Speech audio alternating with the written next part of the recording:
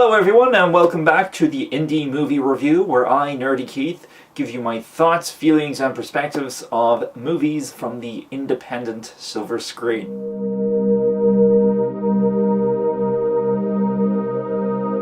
This week I'm reviewing the British horror indie Plan Z, which was directed by, written by and starring Stuart Brennan. Now this is a movie that has some very interesting directions and yet equally questionable directions at the same time.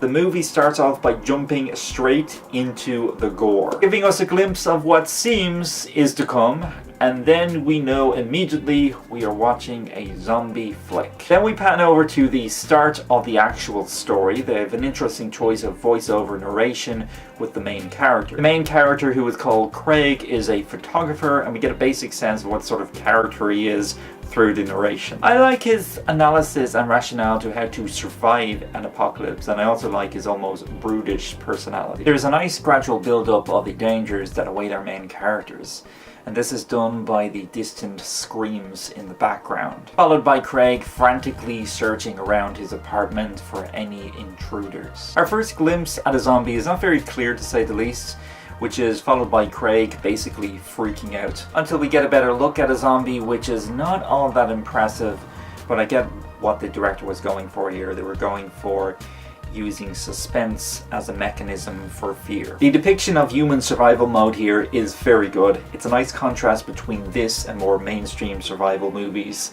where a lot of characters a lot of the time seem a little bit too calm and collected. The feeling of panic is very apparent, which is possibly and arguably the highest strength in this movie, along with its uncanny ability to have a very character-driven story. It has a very survival of the fittest vibe to it, almost implying that if someone else is in trouble and the odds are against you saving them, well, it's better them than you. The added touch of venturing through a town of emptiness does add quite a nice touch.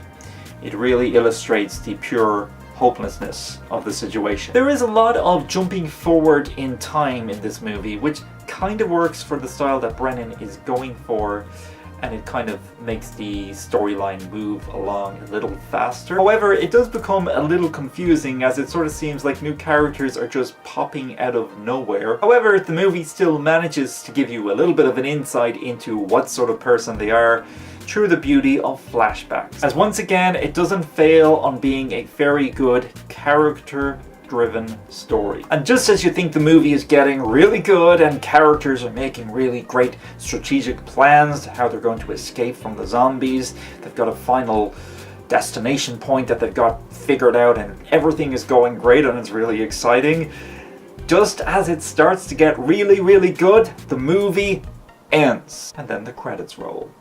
And I'm thinking to myself, that's how you're ending this? Huh.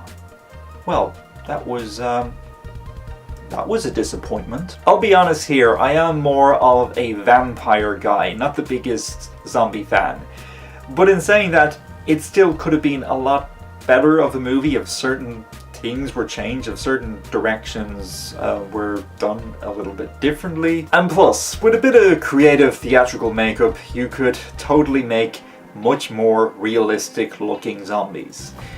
Those zombies, you know, they got the movement down perfectly, but the look was just, it was just not very believable.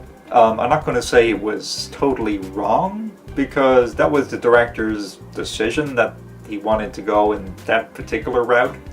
But personally for me, it just wasn't very realistic at all. I also had a lot of issues with a lot of the editing in this movie. The director seems to use an awful lot of blurring. There's a lot of blurring of the characters' surroundings, especially when going into new areas and new surroundings that the audience has not seen yet, and that does work really well at the start of the movie. It's a great mechanism for suspense, and that works very, very well at the start of the movie. However, doing it throughout the entire movie is just annoying. It's just irritating. you just kind of feel, I just want to see what's going on. You've done the whole suspense thing. I'm over it at this point. Okay, so as far as zombie movies go, it certainly wasn't the worst zombie movie I've ever seen, but then again, it wasn't exactly the best zombie movie I've ever seen. As I said, it is a very character-driven story, and it is a very character-driven story. It has a solid, good script, with the exception of the ending. Very good characterization, very good acting, and all that type of thing. But as a zombie movie, it's just not a very good zombie movie.